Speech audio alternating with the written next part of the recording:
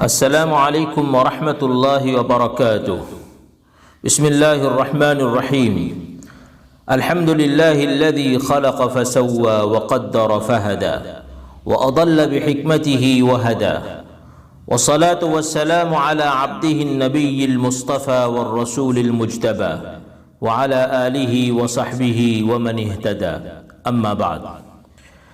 گرامی قدر احباب اور قابل احترام خواتین، ایک کہانی سے اپنی گفتگو کا آغاز کرتے ہیں کہ ایک بادشاہ اپنے مصاحبین کے ساتھ جنگل میں شکار کے لیے گیا۔ بادشاہ اپنے ساتھیوں سے بچھڑ گیا اور راستہ بھول گیا۔ چلتے چلتے شام ہو گئی، بھوک اور پیاس کا شدید احساس ہوا۔ راستے میں ایک کٹیا نظر آئی، دیکھا تو ایک بوڑھے میاں اپنی بیوی کے ساتھ اس جھونپڑی میں رہ رہے تھے۔ انہوں نے بادشاہ کا خیر مقدم کیا، ٹھنڈا اور میٹھا پانی پیش کیا اور بروقت موجود کھانے سے اس کی ضیافت کی۔ بادشاہ بہت خوش ہوا اور جاتے ہوئے اپنی شاہی انگوٹھی دے کر گیا اور کہا کہ اگر آپ کو کسی بھی وقت کوئی بھی ضرورت درپیش ہو تو شاہی محل کے دروازے آپ کے لیے ہر وقت کھلے ہیں، اور یہ انگوٹھی پہرے داروں کو بتانا تو وہ سیدھے آپ کو میرے پاس لے آئیں گے۔ بادشاہ چلا گیا۔ کچھ دنوں کے بعد اس بوڑھے آدمی کو معاشی تنگی کا احساس ہوا، روپیوں کی ضرورت آن پڑی تو بیوی کے کہنے پر وہ شاہی محل پہنچا۔ بطور علامت انگوٹھی موجود تھی، لہذا سنتریوں نے سیدھے بادشاہ کے خاص کمرے تک پہنچا دیا۔ دیکھا کہ بادشاہ مصلی پر بیٹھ کر اللہ رب العزت کے حضور دعا مانگ رہا ہے۔ جیسے ہی یہ منظر دیکھا، وہ بوڑھا آدمی بغیر مانگے الٹے پاؤں واپس لوٹا اور کہنے لگا کہ جب یہ خدا سے مانگ کر مجھے دے گا تو میں خود ہی اپنے خدا سے کیوں نہ مانگوں۔ جب اللہ رب العزت اس بادشاہ کو حکومت، تخت و تاج، حشم و خدم اور بے پناہ دولت دے سکتا ہے تو کیا وہ میری چھوٹی سی ضرورت پوری نہیں کرے گا؟ بادشاہ آخرکار بندہ ہے، وہ اپنی اوقات کے مطابق دے گا، اور اللہ رب العزت خالق ہے، مالک ہے اور پروردگار ہے، وہ اپنی شان کے مطابق عطا کرے گا۔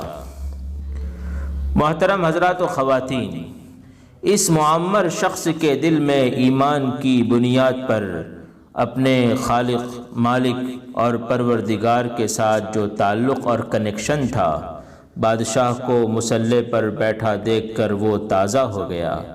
یہ شعلہ جوالہ جو رب سے دور رہنے کی وجہ سے ماند پڑ گیا تھا، پھر دہکنے لگا۔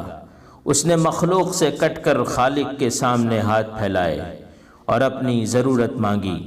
اللہ رب العزت نے بڑے پیار سے اس کا ویلکم کیا، اپنی رحمت کی چادر میں اسے ڈھانپ لیا اور اس کے لیے اپنے فضل و کرم کے دہانے کھول دیے۔ اللہ اور بندے کے درمیان کے اس تعلق کی سائنس کا نام تقوی، روحانیت، للہیت اور اسپریچولیٹی ہے۔ انسان کی پیدائش کا مقصد بھی یہی رشتہ قائم کر کے اسے مضبوط کرنا ہے۔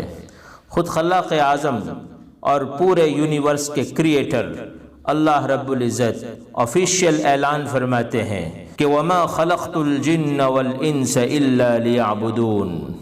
قاضی ثناء اللہ پانی پتی رحمۃ اللہ علیہ نے تفسیر مظہری میں شیخ المفسرین حضرت مجاہد رحمۃ اللہ علیہ سے لیعبدون کی تفسیر لیعرفون نقل فرمائی ہے، یعنی ہم نے جنات و انسان کو محض اس لیے پیدا کیا تاکہ وہ ہمارے ساتھ معرفت و پہچان کا رشتہ پیدا کریں اور پھر اسے مضبوط و مستحکم کریں۔ محترم حضرات و خواتین، ایمان قبول کرنے سے رشتہ خداوندی کا یہ سینس ایکٹیو ہو جاتا ہے اور ہر مسلمان کے دل میں موجود ہوتا ہے۔ پھر نماز، روزہ، زکوٰۃ، حج وغیرہ جتنے عبادتیں مشروع کی جاتی ہیں اور جتنے گناہوں سے بچنے کی تاکید کی جاتی ہے، وہ اسی تعلق کو مضبوط اور پائیدار بنانے کے لیے اور اسے ڈیولپ کرنے کے لیے کی جاتی ہیں۔ اللہ رب العزت ہمیں اس مبارک اور پاکیزہ رشتے کو سب سے پہلے محسوس کرنے کی اور پھر اسے دن بدن مضبوط اور طاقتور بنانے کی توفیق عطا فرمائے۔ السلام علیکم ورحمۃ اللہ وبرکاتہ۔